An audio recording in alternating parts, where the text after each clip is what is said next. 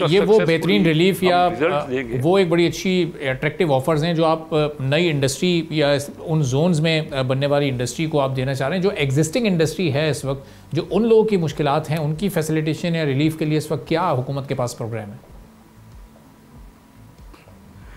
جو انڈسٹری اس وقت لگی ہوئی ہے نا، اس کو پرابلم سے دو مین پرابلم تھے۔ ایک تو انٹرسٹ ریٹ، یعنی بینک کا ریٹ بہت زیادہ تھا، 22% تھا پالیسی ریٹ۔ وہ آپ نے دیکھا کہ ایک سال میں سوا سال میں 22 سے 11 آ گیا۔ وہ تو ایک کافی ریلیف مل گیا اس کو جس نے بھی نیا لینا ہے۔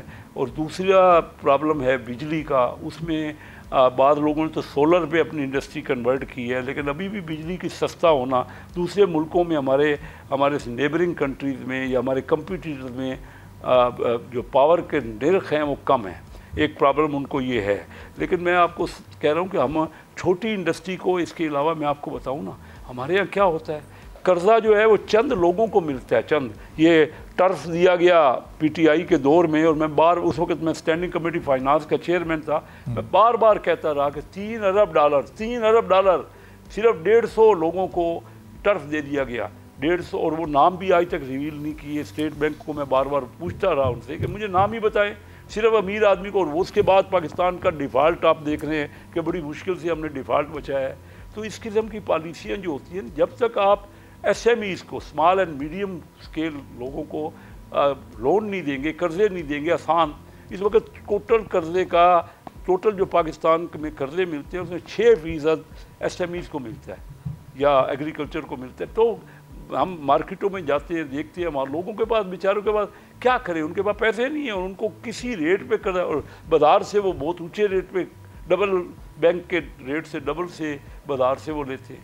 تو یہ ہمیں اپنے ملک میں جو انڈسٹری، یہ انجن آف گروتھ ہوتا ہے ایس ایم ایز، تو ان کے لیے ہمیں کرنا پڑے گا نا یہ چیزیں۔ یہ بھی کر رہے ہیں ہم، اس بجٹ میں بھی ہم نے پہلے سے اس کا ہے کہ ہم آسانی سے ایس ایم ایز کو قرضہ ملے گا۔ یہ بھی ایک ایڈیشنل فیسلٹی ہے جو پچھلے بجٹ میں بھی کی گئی اور اس بجٹ میں بھی کی گئی۔ اور یہ آپ دیکھیے، تو کیسا بھی جو پالیسیوں کے تسلسل کی آپ بات کر رہے ہیں، اگر یہ اس پورٹ فولیو پر اگلے 6-8 ماہ یا سال آپ رہتے ہیں، چونکہ ہم یہ بھی دیکھتے ہیں کہ بہت جلدی منسٹرز کے پورٹ فولیوز بھی تبدیل ہوتے ہیں، اگر اس میں بھی کنٹینیوٹی رہتی ہے تو اپنے آپ کے ٹارگٹ 6 ماہ یا 8 ماہ یا 1 سال بعد کیا ہیں فورن ڈائریکٹ انویسٹمنٹ کے؟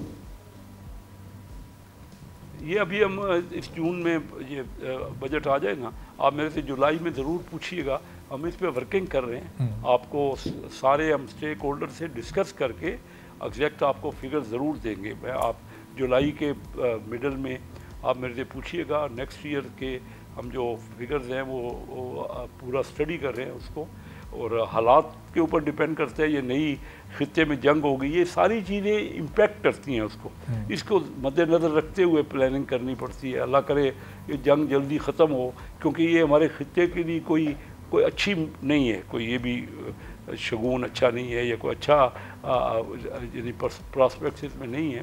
تو یہ تمام چیزیں لانگ ٹرم پالیسیز ہیں، خطے کے جو حالات ہیں۔ اب دیکھیے نا، پیٹرول پچھلے 2 ہفتے میں 10% بڑھ گیا، کس کو پتہ تھا؟